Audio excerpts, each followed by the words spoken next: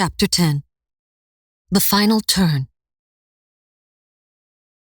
Mark grabbed the keys off the hook near the workbench, his hands trembling from the cold. He pulled on a heavy, worn leather jacket, zipped it up to his chin, and then reached for his old work gloves. They were frayed, the kind that had seen years of hard labor, rugged, just like the man himself, and the truck that sat waiting in the garage. Sarah zipped up her own coat, her face tight with worry. "If it works," she murmured. "It will," Mark said, though the uncertainty gnawed at him. It had to. They stepped into the freezing garage, the air biting at their skin. Mark yanked the tarp off the old Chevy, revealing the rusted but sturdy truck. It looked like it had seen better days, but it was the kind of vehicle that didn't rely on modern electronics, the kind that could still run after an EMP. "Think it'll start?" Sarah asked, her voice filled with a mix of hope and skepticism. Mark climbed into the driver's seat, the cold vinyl rigid beneath him. "Hasn't run in months," he admitted, "but it's our best shot." He shoved the key into the ignition, his gloved hands gripping it tight. He turned it. The engine groaned and sputtered, but nothing more. Mark gritted his teeth and tried again, slower this time, his eyes fixed on the dashboard, as if willing the engine to roar to life. It coughed, sputtered, and died again. Sarah exhaled sharply, her breath visible in the cold air. "Maybe we should—" "One more time," Mark interrupted, his voice tense. He twisted the key again, but this time, the engine didn't even cough. Silence. Sarah let out a heavy sigh and shook her head. "It's no use, Mark. It's not going to work." She began to open the door, ready to get out and accept defeat. Mark's chest tightened as panic surged through him. He watched her start to leave, and in desperation, he closed his eyes and whispered, almost pleading, "Please, just one time." It wasn't just a request to the truck.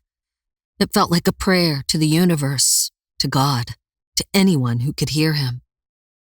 He turned the key one last time. The engine sputtered, then roared to life with a deep guttural sound that filled the garage. Mark's heart leaped, the rumble of the truck shaking the seat beneath him. Sarah froze halfway out of the truck, wide-eyed. "It started!" Mark let out a breath he hadn't realized he was holding and looked over at her with a small, triumphant grin. "Told you it would." Sarah shook her head in disbelief, a smile creeping onto her face as she climbed back into the truck. "Let's get out of here. We're wasting time." Mark shifted into gear, his pulse quickening with renewed hope. They rolled out of the garage, the rumble of the old Chevy filling cold, quiet streets. The city might have been crumbling around them, but now they had a way forward, a way to find hope. Chapter 11. The Cost of Survival. Mark and Sarah drove down the empty, snow-dusted streets, the old 1978 Chevy roaring to life like a beast awakened from a long slumber. The sound of the engine filled the still air, a mechanical heartbeat in a world that had gone unnervingly quiet. The truck's presence was impossible to ignore, and as they moved, heads turned. People stood on their porches or peered from behind blinds, all eyes locked on the truck moving through the city like some relic of a bygone era. The weight of every gaze settled on them, making Mark grip the steering wheel tighter. "This doesn't feel good," Mark muttered, glancing at Sarah. Sarah shifted in her seat, glancing at the buildings around them. "Everyone's watching us." "They're desperate," Mark replied, his voice low. "They see a running car and suddenly we're targets." The truck rumbled down Pine Street, its wide tires bumping over the uneven pavement. Abandoned cars were scattered everywhere. Many of them skewed across lanes or crashed into lampposts, making it difficult to drive straight. Mark swerved cautiously, moving the truck onto the sidewalk to avoid the blockade of metal. They weren't the only ones stuck in this frozen moment. Dozens of people walked aimlessly in the street, some staring blankly at nothing, others moving in clusters, speaking in hurried, anxious tones. As they weaved between the stalled vehicles, a woman ran out from between two cars, her arms flailing wildly. She stumbled into the path of the truck, and Mark slammed on the brakes. The tires screeched against the pavement, and the truck skidded to a halt, just inches from the woman. "Help me! Please help me!" she screamed, her voice cracking with desperation. Mark's hands clenched around the wheel, his pulse racing. Sarah reached out, her voice tense. "Mark, we have to help her." He glanced at Sarah, uncertainty flickering in his eyes.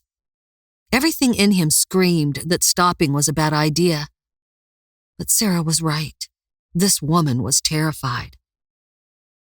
Before Mark could respond, a man stepped out from behind the woman, his hand gripping a gun pointed directly at the truck. "Out of the truck!" he shouted, his voice hard and cold. "Now!" Sarah's eyes widened in fear, her breath catching in her throat. Mark's heart pounded against his ribs as he sized up the situation. The man's gun trembled, but his gaze was steady, unblinking. "Get out!" the man yelled again, taking a step closer. "Give me the truck or I'll blow your heads off." Time seemed to slow. Sarah's hand clutched at Mark's arm, her voice whispering, "Mark." Mark's mind raced. He didn't know what this guy was capable of, but the gun changed everything. He couldn't let them take the truck.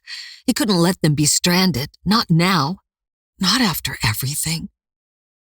Without thinking, Mark slammed his foot down on the gas pedal. The truck lurched forward with a deafening roar, the tires spinning for a second before gripping the asphalt. The man with the gun moved to dodge, but Mark clipped him with the truck's bumper, sending him sprawling to the ground. The gun clattered across the pavement as the truck sped away. "Oh my God," Sarah gasped, turning to look back at the man who was lying on the street, clutching his leg in pain. "Mark, you hit him." Mark's jaw was clenched tight, his knuckles white on the steering wheel. "I didn't have a choice." The truck barreled forward, weaving back onto the street as Mark tried to put as much distance as possible between them and the chaos they had just escaped. His mind was racing, his heart pounding in his chest. He could still feel the jolt of the truck hitting the man's leg, the way the gun had flown from his hand. He had never imagined being in a situation like this, where survival meant making split-second decisions that could get people killed. Sarah's breathing was fast, her hand trembling as it rested on her lap. She looked at Mark, her voice shaky but controlled. "That could have been us, if he had gotten the truck." "I know," Mark interrupted, his voice hard. "But we have the truck, and we're not losing it." He glanced at her, and for a moment their eyes met, both filled with fear and the realization that their situation had become 100 times more dangerous. Having the truck gave them mobility, but it also painted a target on their backs. In a world where everything had stopped, where most vehicles were rendered useless, theirs was a rare and coveted prize. And people were desperate enough to kill. The truck rattled down the street, the engine's roar echoing through the silent city. As they navigated through the gridlocked cars and debris, Mark couldn't shake the feeling that every shadow, every pair of eyes watching them, was a potential threat. They were no longer just two people trying to find their daughter. They were marked. "We can't stop again," Mark muttered, more to himself than to Sarah. "Not for anyone." Sarah nodded. "I know." The snow began to fall heavier now, the flakes swirling in the cold wind, coating the truck in a fine dusting of white. Mark turned onto a side street, trying to avoid the more congested areas. The roads were treacherous, filled with stalled cars and debris, but they had no choice. The only way out was forward. They drove in silence for a few minutes. What had just happened, settling between them like a heavy fog. The city around them was collapsing, and they were right in the middle of it. "We're safer in the truck," Mark said, breaking the silence. "But we have to be smart. We can't trust anyone, not anymore." Sarah nodded, her gaze focused out the window, watching the world crumble around them. "We just need to find hope." Mark pressed the gas pedal a little harder, the truck rumbling forward through the snowy streets. He wasn't sure how far they could go or how long the truck would last, but one thing was clear. They weren't going back. Not now. Not ever. Chapter 12. Barrels and Bottles. Mark and Sarah pulled the Chevy into the side driveway of Becca's family home, a sprawling McMansion that looked more like a mini-museum than a house. The stone facade, massive front columns and arched windows, would have been impressive on any other day, but today it just screamed vulnerability. A vehicle running in a world with no power was practically a beacon for trouble. "Pull it around to the side," Sarah said, her voice tense. "We don't want anyone seeing it from the street."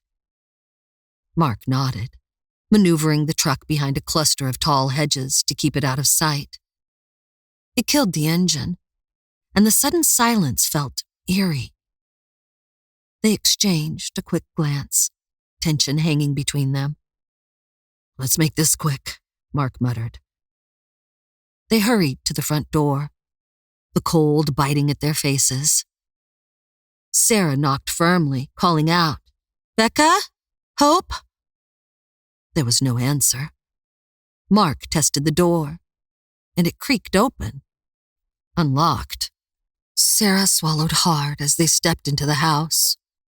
The grand entrance was dark and cold, the kind of quiet that made your skin prickle. The furniture was untouched, and the house, usually alive with the sounds of life, felt abandoned. "Becca? Mr. Gordon?" Sarah called again, her voice echoing through the massive empty space. Still nothing. Mark moved deeper into the house, heading toward the back where the kitchen sat. It was immaculate, as if no one had touched it for hours. His heart pounded in his chest. Something was off. "Let's check upstairs." They made their way toward the staircase, but before they could start up, a figure stumbled out of the shadows. "Who's there?" A man's voice slurred, loud and unsteady. Mark's heart lurched as he saw the glint of metal, a shotgun, raised and pointed directly at them. "Craig, it's us!" Sarah shouted, throwing up her hands. "It's Sarah and Mark. Put the gun down." Becca's father blinked in confusion, his bloodshot eyes narrowing, as recognition slowly dawned. He lowered the shotgun, stumbling forward with a bottle of Jack Daniels in his other hand. "Mark? Sarah? What the hell are you doing here?" "We're looking for Hope and Becca," Mark said, his voice hard but steady. Greg shook his head, nearly losing his balance. "Becca's not here. She and Hope, they were late leaving for school. An upperclassman drove them to the city." He took a long swig from the bottle, pausing. "They stayed over with Becca's boyfriend in the city. Safe there. The power will come back on soon." Mark's blood ran cold. "What?" They stayed in the city?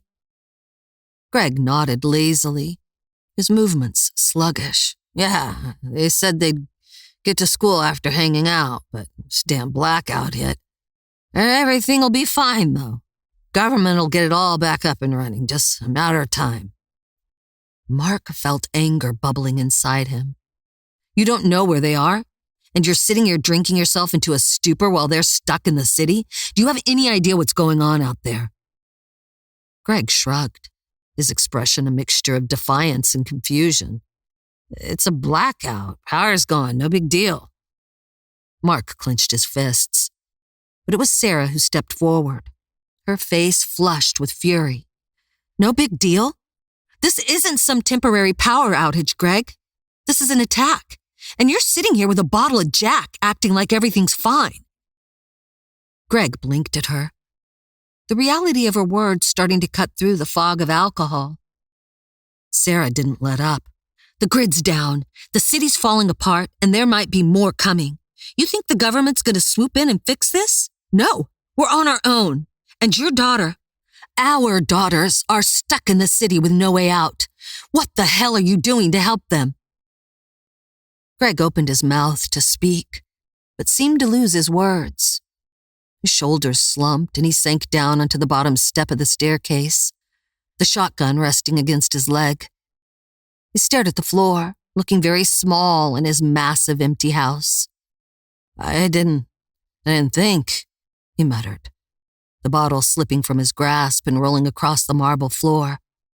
You didn't think, Mark echoed, shaking his head in disbelief.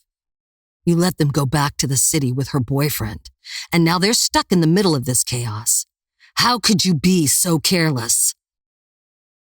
Greg's eyes flickered with guilt, but he was too far gone to fully process it. They'll be fine, he whispered. They'll wait it out. Sarah's hands shook as she fought to contain her anger. You're no good to Becca like this. You need to pull yourself together, sober up, and start preparing for what's coming. Greg looked up at them, his face pale. What do we do? Mark paced the room, his hands clenching and unclenching. Greg, where's the apartment? He demanded, his tone sharp with urgency. Greg hesitated, glancing at Sarah, who stood with her arms crossed, her foot tapping anxiously. Finally, he stood up and shuffled into the kitchen. Rummaging through a drawer, he pulled out a pen and a scrap of paper. His hand trembled as he scribbled an address. He handed it to Mark, who snatched it and read it quickly. Sarah leaned in to see over Mark's shoulder. Her eyes widened and her face paled. This is a rough neighborhood, she stammered, her voice tinged with disbelief. How could you? Mark cut her off, his voice firm. We'll handle this. He folded the paper and stuffed it into his pocket, his expression set with determination. Then he turned back to Greg, his eyes blazing with a mix of frustration and urgency. But you need to prepare, Mark said, his voice cold and unyielding. Get your shit together. This isn't going to go away. Chapter 13. Through the Dead Streets. Mark gripped the steering wheel tighter as the Chevy jolted forward, moving around yet another stalled car. The roads were littered with vehicles, some abandoned, others simply dead, their owners nowhere in sight. Each jarring bump sent shockwaves through the suspension, making the old truck groan under the weight of the journey. God, this thing's taking a beating, Mark muttered, glancing at the streets ahead. Beside him, Sarah clutched the door handle, her face pale and tense. We'll get through. It's held up so far, she said, though even she didn't sound convinced. Every turn brought new obstacles, cars haphazardly left in the middle of the road, people wandering aimlessly between them, and growing groups gathering on the sidewalks. It wasn't the city they knew anymore. It was something darker, something more desperate. Mark maneuvered the truck off the main road, trying to avoid the growing cluster of people. Each group looked more uncertain, more on edge. He knew it wouldn't last. The only thing holding the city together now was hope that the government or military would swoop in and save them. But that hope had a shelf life. The truck's tires thumped as they rolled over the debris that littered the streets. Shards of glass, pieces of metal. Mark gritted his teeth as they hit a particularly deep pothole. The Chevy's suspension groaning loudly. Jesus, he swore. If this keeps up, the truck might not make it. It's not just the truck we need to worry about, Sarah whispered, her eyes fixed on a group of men standing around a dead car ahead, watching them. It's the people. They're getting desperate. Mark nodded. Yeah, once people realize no one's coming to save them, they'll start doing whatever it takes to survive. Once the food runs out, once they get hungry enough, nothing will stop them from feeding their families. The city was already teetering on the edge. Mark could feel it in the air, a tension that grew thicker with every passing block. The longer the power stayed down, the more the veneer of civility would crumble. Soon it would be chaos, and they were driving straight through it. The streets narrowed as they approached an intersection. Mark slowed the truck, his eyes narrowing as he spotted what looked like a large gathering up ahead. There's too many of them, Sarah whispered, her voice tight. We need to turn around. Mark shifted the truck into reverse, but the Chevy moved slowly, struggling as the tires rolled over a patch of broken glass and twisted metal. He pressed the accelerator gently, trying not to draw attention, but it was too late. A few of the people gathered in the intersection turned and began pointing in their direction. They can see us, Sarah said, panic creeping into her voice. I know, Mark growled, his foot pressing harder on the gas pedal. But the truck didn't pick up speed quickly enough. The crowd was growing more agitated, more people turning to look, and now they were moving toward the truck. Mark, we need to go, Sarah urged, her voice rising. I'm trying, he snapped, his knuckles white as he yanked the wheel to the right. But the Chevy was too slow. He glanced at the rearview mirror. The road behind him was blocked by more abandoned cars. They were boxed in. People began to swarm closer, their faces a mix of desperation and anger. Mark could feel his heart pounding in his chest as he shifted gears trying to find a way out. Then suddenly, gunfire erupted. The sharp crack of bullets ripped through the air, sending the crowd scattering in all directions. Mark's breath caught in his throat as he watched in horror. Several people dropped to the ground, blood pooling around them. Go, Mark, go! Sarah screamed, ducking instinctively as the sound of more gunfire echoed off the surrounding buildings. Mark slammed the truck into drive and floored it. The Chevy roared as it sped forward, veering onto a side road.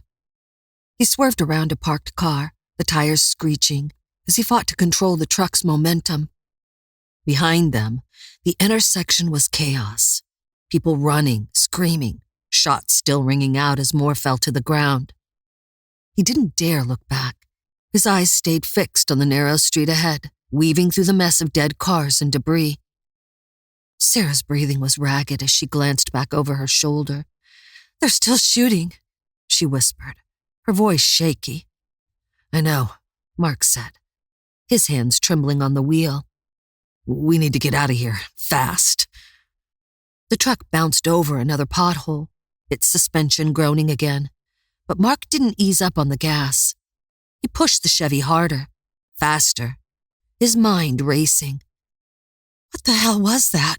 Sarah asked. People losing it, Mark replied, eyes darting between the rearview mirror and the road ahead. It's only going to get worse from here. Once people realized that help wasn't coming, once the hunger set in, everything would fall apart. And when that happened, there would be no rules, no safety, only survival. We can't stay in the city, Sarah said, her voice urgent. It's not safe here anymore. If it's like this now, what's it going to be like tomorrow? Next week? Mark nodded, his grip tightening on the wheel. We're heading to find Hope, but after that, we need to get out. Get somewhere remote. Sarah didn't argue. She knew he was right. They continued down the side road, the sound of the gunfire fading behind them, replaced by the eerie quiet of a city on the brink of collapse. As they drove, Mark couldn't shake the feeling that the worst was yet to come. The truck may have been their ticket out of immediate danger, but it was also a target, and now more than ever, they were marked. This journey to find Hope was going to be more dangerous than they had ever imagined. Chapter 14. The Silent Streets. Mark gripped the steering wheel of the old Chevy, maneuvering the truck down the narrow side streets of the city. The truck's suspension groaned, the dead weight of abandoned cars pressing them into tight spaces. Streets that once carried the buzz of life now felt like a graveyard, filled with stranded vehicles that had nowhere to go. I don't even know where the hell we're going, Mark muttered, frustration creeping into his voice. His hands were sweaty on the steering wheel. I'm used to GPS, not this. No phones, no service. Sarah shifted in her seat, glancing out the window at the lifeless city. We'll figure it out. There's got to be a way. Her voice was tense, but she forced calm into it. She knew panicking wouldn't help, not now. They were already deep into this, too far to turn back. She began rummaging through the front seat compartment, her fingers fumbling through papers and old receipts, until her hand grazed something unfamiliar. She pulled out a folded, crinkled map. Sarah unfolded it, letting out a dry laugh. It's been a while since I've used one of these. Mark took a glance at the map, then back to the road. Yeah, well, it's better than nothing. See if you can figure out where we are. We need to get to that apartment fast. The truck jolted as Mark swerved to avoid another stalled car in the middle of the street. Sarah traced her finger along the map, trying to remember how to navigate the old-fashioned way. It was strange, looking at the world in ink and paper rather than through a screen. Got it, she said after a moment, sounding more confident than she felt. She pulled a slip of paper from her pocket. The address. We're close, just a few blocks ahead. You'll need to take the next left. Mark nodded and eased the truck forward, eyes darting between the map and the obstacles in front of them. Every alley and side road seemed filled with uncertainty. The streets were coming to life, but not in the way they'd hoped. More and more people had started emerging, moving like shadows between cars and broken storefronts. They weren't friendly. As they neared the apartment complex, a rusted guardrail blocked their path. Mark didn't hesitate. He gritted his teeth and pressed down on the accelerator. The Chevy smashing through the flimsy barrier with a metallic screech. The truck lurched but stayed on course. They pulled into the parking lot, the engine rumbling to a stop. Mark cut the lights and looked over at Sarah. She was staring at the apartment complex. Anxiety etched across her face. Do you think we'll be a target? She asked. Mark scanned the area. It was eerily quiet. Nobody saw us drive in, but we need to move fast. He reached behind the seat and pulled out a 9mm handgun from his bag. Sarah's eyes widened. She hadn't seen him carry it before. Mark, she shook her head. It's gonna get bad real fast, Mark interrupted. His tone firm but not unkind. We have no idea what's going on inside that building or outside. This is just for protection. We get in, we get hope, and we get out. That's it. Sarah's lips trembled as she glanced at the gun. I don't like it. I know, Mark said, his gaze softening for a moment. But this is where we are now. Stay close to me and we'll be fine. We can't afford to hesitate. Sarah inhaled deeply, trying to steady herself. Okay, she said, her voice small but resolute. Let's get her and go. Mark gave her a reassuring nod. It'll be fine. But Sarah wasn't convinced. What if she's not there, Mark? What if she's... Gone. She's there, Mark said firmly, determination etched in every word.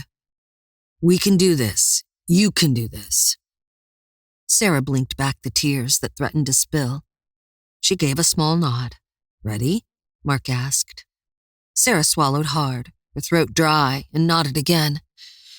Ready. Mark opened the driver's side door, the cold air hitting him. He stepped out, scanning the deserted parking lot before signaling to Sarah.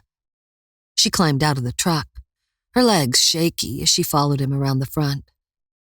Together they moved cautiously toward the entrance of the apartment building, their footsteps echoing in the eerie stillness of the garage. The world outside felt like it was crumbling, and here they were, diving straight into it. Mark gripped the gun in one hand, his knuckles white. Stay close, he whispered, his voice low but commanding. They approached the metal door leading to the stairwell. Its surface rusted and worn from years of neglect.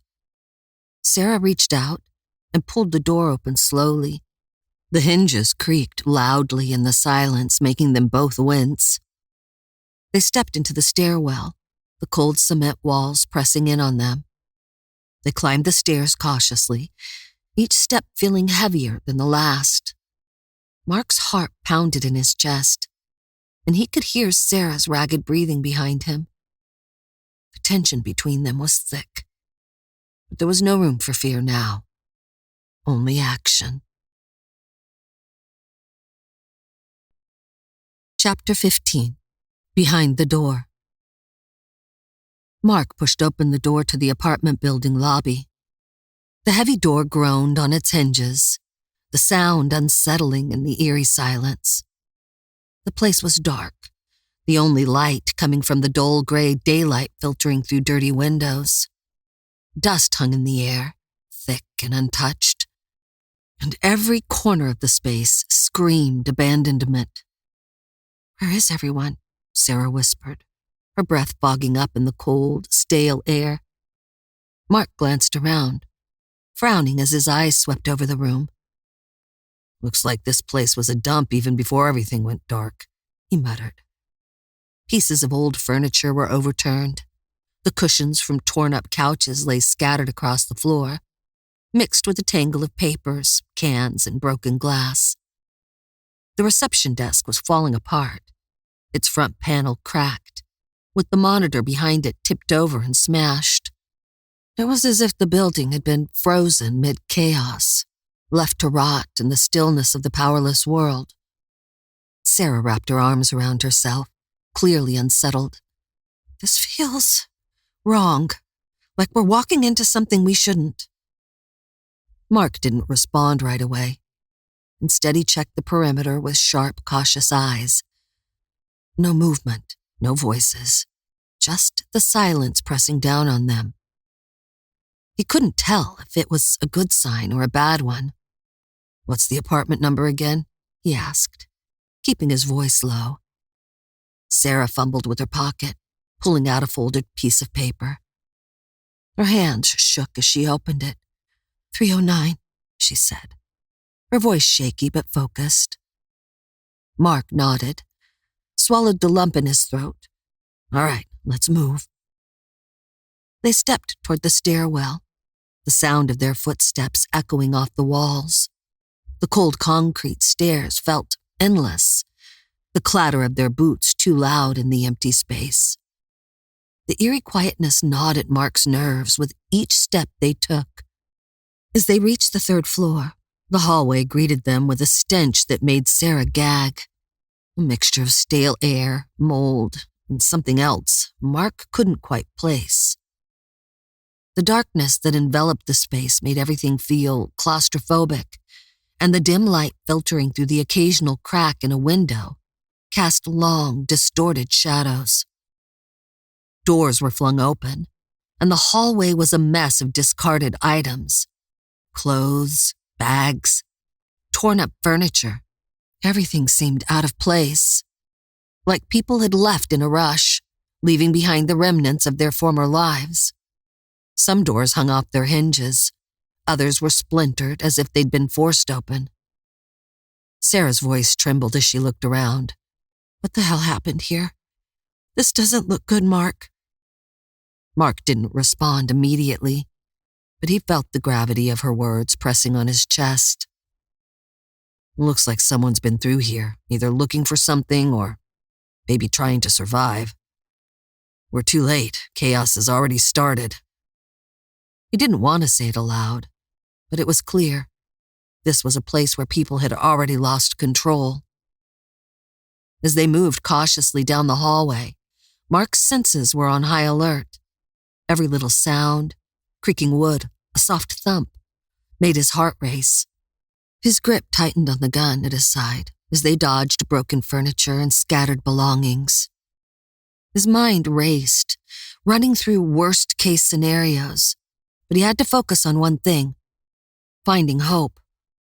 Apartment 309 loomed ahead, the door slightly open, hanging open by just a few inches.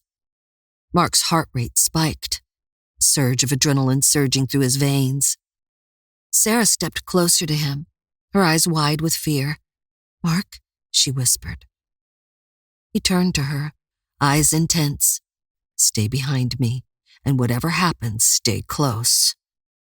She nodded, swallowing hard, and gripped his arm for reassurance. Mark pushed the door open, the hinges creaking in protest as it swung inward.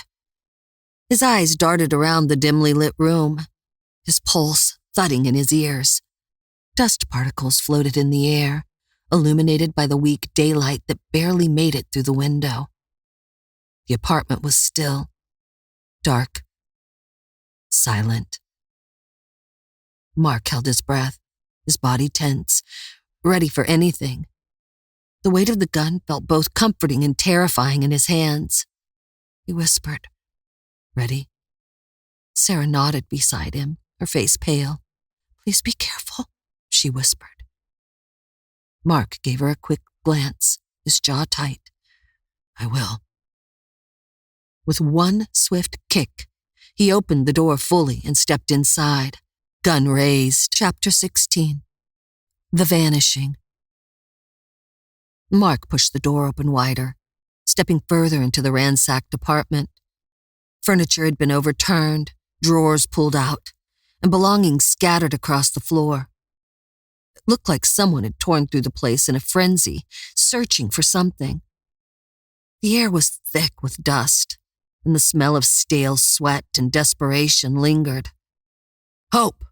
Mark yelled out, his voice echoing through the eerily silent rooms. There was no response, just the unsettling quiet that seemed to hang in the air. Sarah's breath hitched beside him. "Oh God, Mark, she's not here. What are we going to do?" "We need to check everywhere," Mark said, trying to stay calm, though his own heart pounded in his chest. He couldn't afford to lose control now, not when they were so close to finding her. He moved into the kitchen, pushing open doors and checking behind doors, while Sarah looked in the bedrooms, her movements frantic. They kept moving through the apartment, calling out Hope's name again and again, but no sound came back. Sarah's desperation grew, her eyes wide with fear. "Mark, where is she? Where's our daughter?" Mark's focus shifted to a door ajar down the hallway. Something about it seemed off. He turned the handle and pushed it open, revealing a small room. The sight that met him made his blood run cold. "Jesus," Mark gasped, stepping back. Sarah, alarmed, rushed to his side and froze as she saw what Mark was looking at. A young man was slumped against the wall, his clothes soaked in blood. His face was pale, and his eyes half open, glazed over as if teetering on the edge of life and death. "Don't fucking move," Mark shouted, his hand shaking as he raised his gun. "Let me see your hands." The boy looked up at him, hardly able to focus, his breath ragged. I don't have any weapons," he gasped, coughing weakly.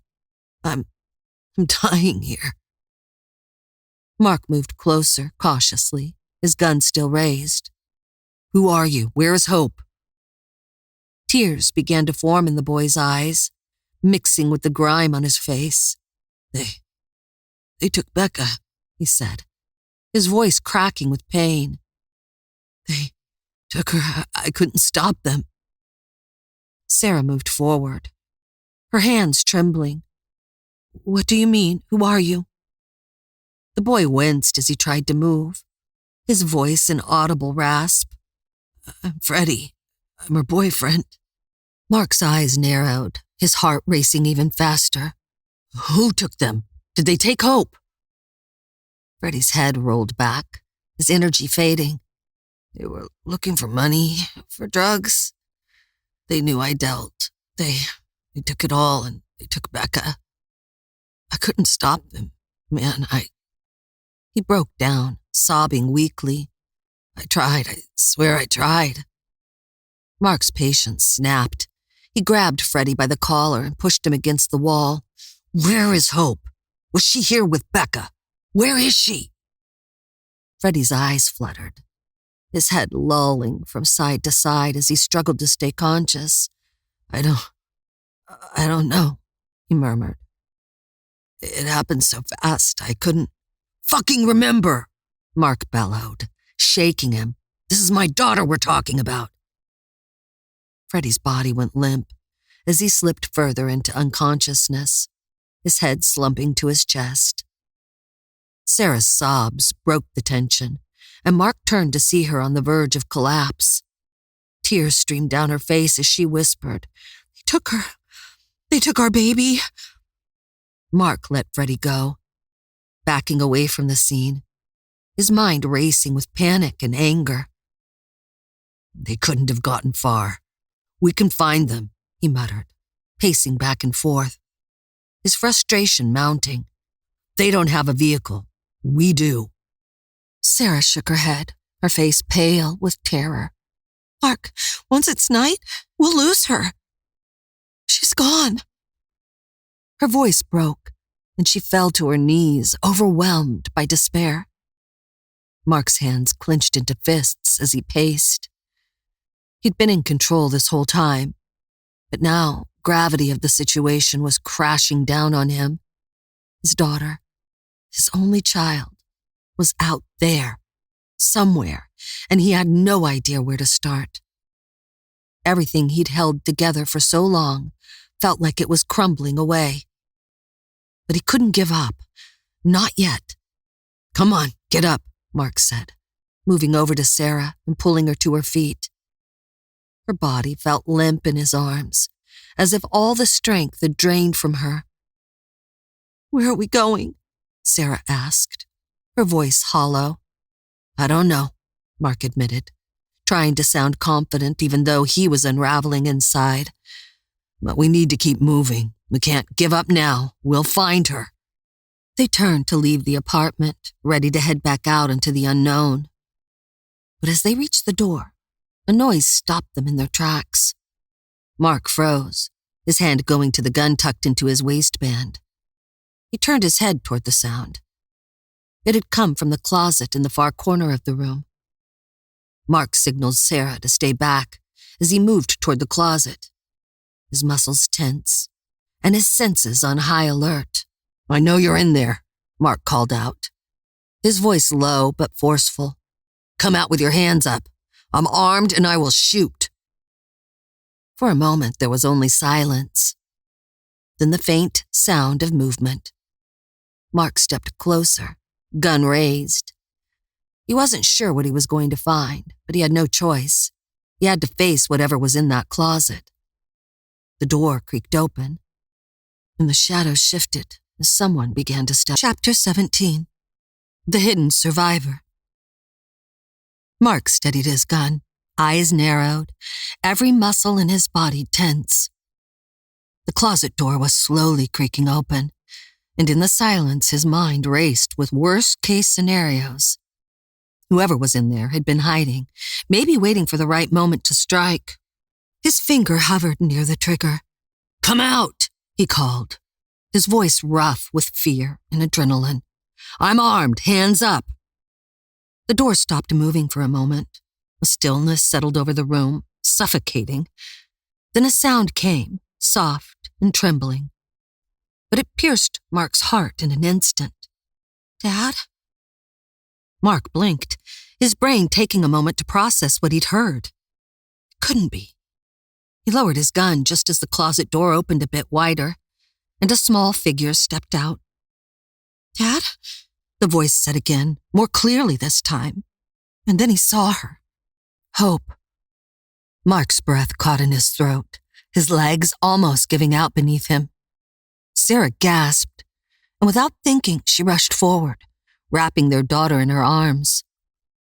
The weight of everything, the fear, the pain, the crushing uncertainty, poured out of Sarah in that embrace. Tears streamed down her face, and soon Hope was crying too, clutching to her mother as if she'd never let go. Mark watched them, his gun dropping to his side.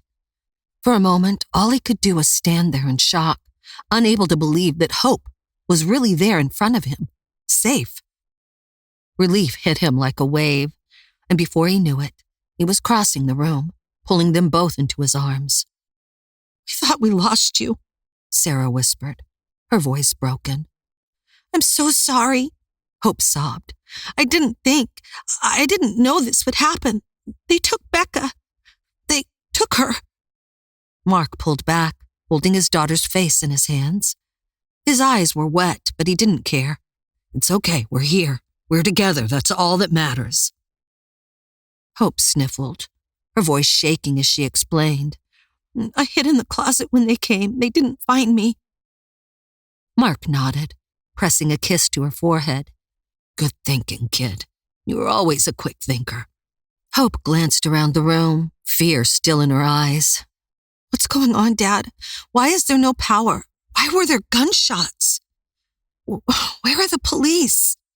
Sarah stood beside her, her arms wrapped tightly around Hope. "We think it's some kind of attack." "Where's the army? Where's our help?" Hope asked, her voice rising in desperation. Mark exchanged a glance with Sarah. The words he had to say were the hardest he could ever imagine. But Hope deserved the truth. "Help might not be coming, honey. This is bigger than we thought." Hope's eyes widened, her breath hitching. "What do you mean? What do we do?" Mark stood up, his mind already calculating the next steps. He looked down at Sarah and Hope, his heart swelling. They had their daughter back, but they weren't out of danger yet. In fact, it was only going to get worse.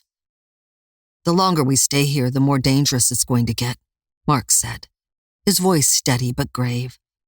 "Right now, people think the power will come back, that the government or military will step in. But when they realize that's not happening, when they realize there's no food, no water, no law, this city is going to tear itself apart." Sarah's hand tightened around Hope's, her face pale with fear. "We have to get out," Mark continued, his eyes scanning the room, his thoughts racing. "Now that we've found you, nothing's going to stop me from getting us out of this city and somewhere safe." Hope swallowed hard, her eyes wide, reflecting both fear and trust. "Where will we go?" "We've got a plan," Sarah said softly, brushing Hope's hair out of her face. "We're going to leave the city, head somewhere safer, somewhere we can find food, water, shelter." Mark glanced out the window. The streets were still, but it wouldn't stay that way for long, as more people realized the gravity of the situation. Panic would spread like wildfire. "We need to go now," he said firmly. "We're not going to wait around to see what happens when this place breaks down. Once people start getting hungry, they'll do anything to survive." Sarah's face tightened as she realized the truth in his words. She clung to Hope, who nodded silently, her fear growing. Mark grabbed his bag and slung it over his shoulder, his mind already shifting into survival mode. Chapter 18. The Last Stop.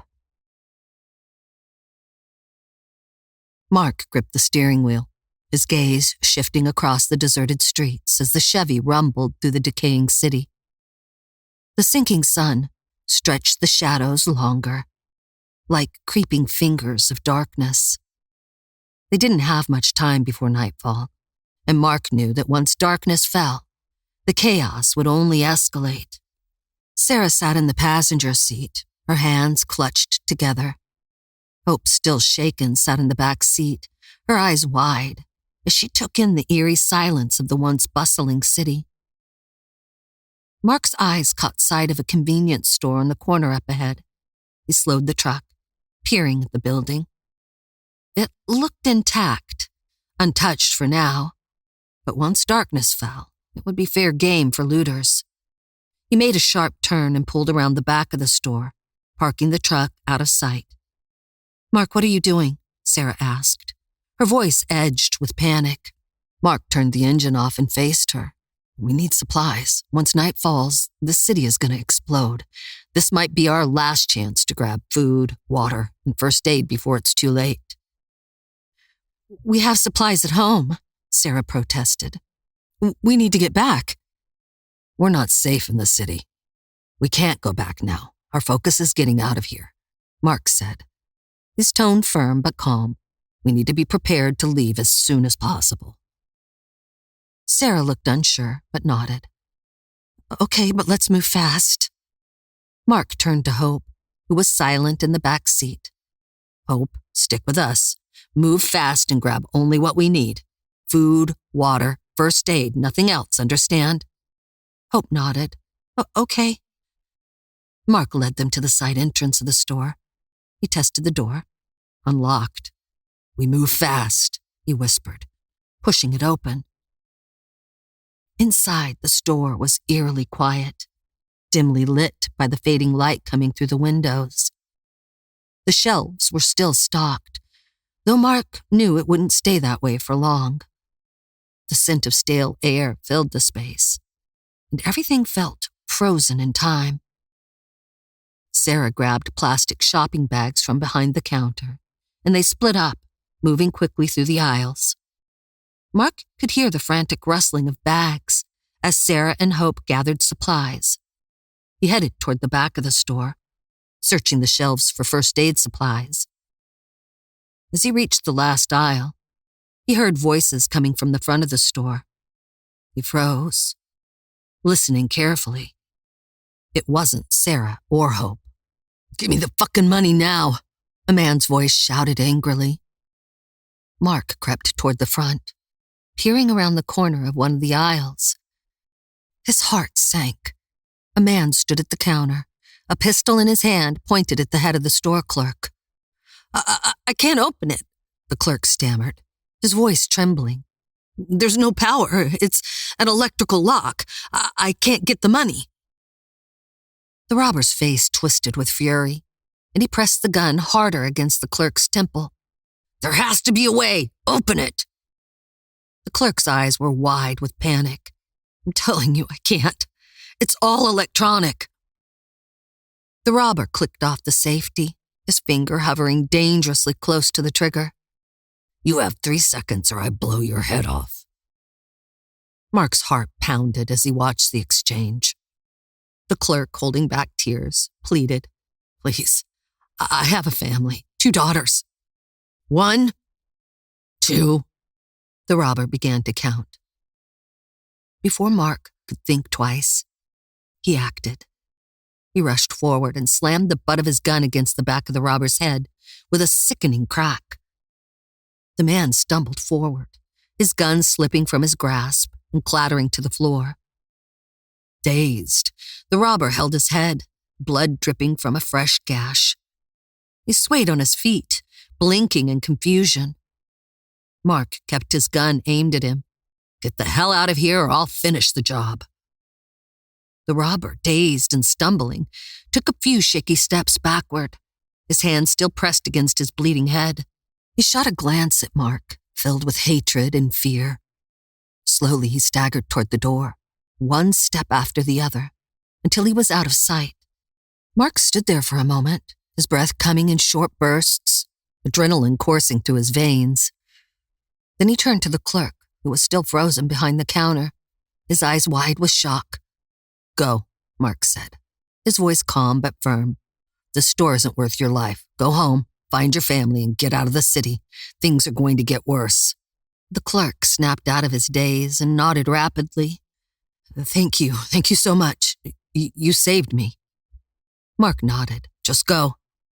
Without another word, the clerk darted out of the store, disappearing into the growing darkness outside. Mark took a deep breath and grabbed a few more supplies from the shelves: first aid kits, bandages, painkillers. He moved fast, his mind racing. They didn't have much time before the city descended into chaos. He found Sarah and Hope near the front of the store, their arms full of supplies. "We need to go," Mark said, his voice tight. Sarah's eyes widened when she saw the blood on his knuckles. "What happened?" "Doesn't matter," Mark replied. He handed Sarah the gun he had taken from the robber. "Take this. We need to be ready. The sun's going to go down, and once it does, everything we know is going to change." Sarah hesitated, looking down at the gun in her hand. Her face was pale, her eyes filled with fear. "Mark, I don't know if I can do this." "You can," Mark said, his voice firm but reassuring. "We have to. We need to get out of here, and we need to be prepared for whatever comes next." Sarah nodded, though her hands shook as she gripped the gun. She glanced at Hope, who was watching everything silently. "We need to go now," Mark said, leading them out of the store and back to the truck. The city was on the verge of collapse, and Mark could feel it in the air. The tension, the fear, the sense that everything was falling apart. People were starting to realize that the power wasn't coming back on, that the government wasn't going to save them. And when that realization fully set in, the city would tear itself apart. Mark climbed into the driver's seat and started the engine. The truck roared to life, and they pulled out of the alley back onto the street. As they drove, the gravity of what was coming bore down on Mark. The world they knew was gone. The rules, the safety, the structure. It was all unraveling. And now they had his daughter back. He would do whatever it took to protect her. He glanced at Sarah and Hope. Whatever came next, they would face it together. But deep down, he knew the real fight for survival was just beginning. Chapter 19. The Edge of Anarchy. The sun was setting, casting an eerie orange glow over the city as darkness began to creep in.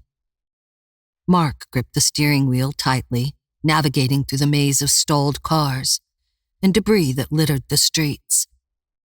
The silence of the dying city was being replaced by the unsettling sounds of chaos. The crackling of fires, glass breaking, and distant shouts. It was clear to everyone now, the police weren't coming, and the city was descending into a lawless abyss. "They know," Mark muttered, glancing down the streets. Sarah, sitting tensely beside him, glanced around nervously. "Who knows what?" "They know the police aren't coming," he said grimly. "The people, they've figured it out. They're taking whatever they want now." Sarah looked around as they passed by shattered storefronts, people smashing windows, pulling goods out, and piling them on the street. Fires had been lit in trash cans, and the once bustling city now looked like a war zone. "We need to hurry," Sarah said, her voice urgent. "I'm going as fast as I can," Mark replied, weaving the Chevy carefully between the wrecked cars and debris. "If the truck gets stuck, we're done." Hope sat in the back seat, silent and wide-eyed, her gaze darting between the madness outside. The truck was old, but reliable, a machine that had survived long past its prime. But tonight, it felt vulnerable, a moving target in a sea of desperation. They kept driving, trying to avoid the larger streets where the chaos was concentrated, sticking to side roads that offered a better chance of escape. Suddenly, a massive explosion rang out, shaking the very ground beneath them. The truck rocked as the blast shattered the nearby windows, raining glass over the street. Mark swerved, barely keeping control of the truck, as it veered dangerously close to a wrecked car. "Jesus!"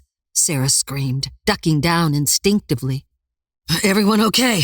Mark shouted, his heart hammering in his chest as he fought to regain control of the vehicle. "Yeah," Sarah said breathlessly, turning to check on Hope. "Hope?" Hope nodded, her voice a whisper. "I'm okay." Mark turned his head just enough to glance out the back window. Behind them, a giant fireball rose into the sky, smoke billowing out and casting a dark shadow over the cityscape. The explosion had sent a shockwave through the already crumbling streets, and now flames licked at the sky, turning night into hell. Mark looked at Sarah, their eyes locking in mutual terror. "It's the second wave of the attack," he said, his voice low and filled with dread. Sarah's face went pale as the reality of the situation sank in. "Oh my God, Mark, they're not stopping." Mark clenched his jaw as the pressure mounted. He pressed his foot harder on the gas, the truck groaning as it accelerated. They had to get out of the city, and fast. Whatever had caused that explosion, whether it was another attack or an escalation of the chaos, was too close for comfort, and it was only going to get worse. "Hold on," Mark shouted, slamming the accelerator. The truck sped up, the engine roaring as they tore down the narrow side street, dodging cars and debris. His focus was razor sharp now, and his only thought was to get his family out alive. But everywhere they turned, the city seemed to be collapsing. Fires were spreading, engulfing entire buildings in flames. People ran through the streets, some carrying what they had looted, others just trying to escape the growing madness. "I can't believe this is happening," Sarah whispered, her voice trembling. "We'll make it," Mark said, though the panic in his own voice betrayed him. "We have to." They drove in tense silence for several minutes, Mark constantly scanning for a clear path. But the deeper they went, the worse it got. More fires, more destruction, and more people. It felt like the city was folding in on itself, breaking apart at the seams. They were running out of time. Another explosion rocked the streets behind them, closer this time. And Mark jerked the wheel hard, veering away from the sound. He could feel Sarah's eyes on him. But there were no words to offer comfort anymore, only fear and survival. "Mark, the truck," Sarah began, but he already knew. The old truck was tough, but it was taking a beating. The suspension groaned with every turn, every jolt, struggling to keep pace as the city around them collapsed into chaos. He pushed it too hard, too fast. Suddenly, a wave of people surged into the street ahead, a mass of bodies moving like a tidal wave. Mark slammed on the brakes, but the truck skidded on the loose debris. "Shit!" Mark shouted, gripping the wheel as he tried to maneuver through the crowd. "We need to get out of here." He put the truck in reverse, but the mass of people swarmed toward them. The truck moved slowly, the tires grinding against the debris. Mark cursed under his breath as he fought to back up. But it was too late. The crowd had seen them, and now they were coming for the truck. "Mark, they're coming!" Sarah screamed, her eyes wide with terror. "Hold on," Mark yelled, slamming the truck into drive. But before he could move, the sharp crack of gunfire erupted through the night. They all ducked instinctively as shots rang out, the sound deafening. Mark looked in the rearview mirror just in time to see multiple people in the crowd drop to the ground, hit by stray bullets. Chaos broke loose as the crowd scattered, people screaming and running in every direction. Mark floored the gas, swerving around the bodies and debris, desperate to get them out of there. "Go! Go! Go!" Sarah yelled, her voice frantic. Mark didn't need to be told twice. He tore down a side street, his heart racing. The gunfire still echoed in the distance. But they had made it out. For now.